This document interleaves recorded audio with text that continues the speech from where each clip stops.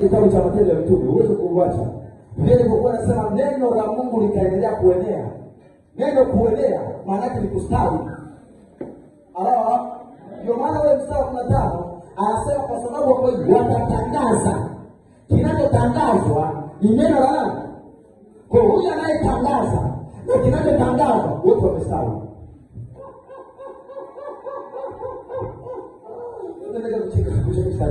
Sema tena amina kwa jina la Yesu.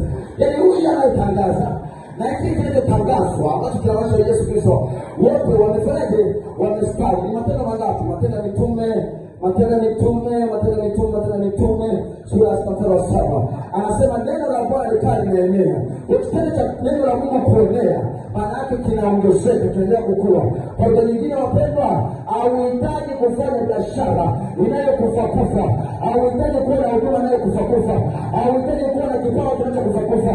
Tuone kipawa chako kitaendelea, tuone uimbaji wako ukifufuka, tuone vitu vyako vikikua zaidi, tuone mambo yako yakibadilika, tuone hatua zako zikikua, tuone ukistahimili katika mazingira magumu, tuone ukisurvive wapendwa, tuone ukivuka ngambo, tuone tukipiga hatua. Ashukuriwe Yesu Kristo anatupigisha hatua kwa jina la Yesu Kristo. Mwimbaji wa siku ya kaimba kwamba katika ule mti wa unyonge tumepata rehema. Kumbe hata la msalaba ni sehemu ya mtu wa kustawi. Utanielewa Kiswahili mazuri. Kwanza nasema katika ule mti wa usumbufu tunapata kustawi tena. Kumbe katika ule msalaba wa Yesu Kristo tumestawishwa, tumepata neema, tunaweza kumwendea Yesu Kristo, tunapata baraka.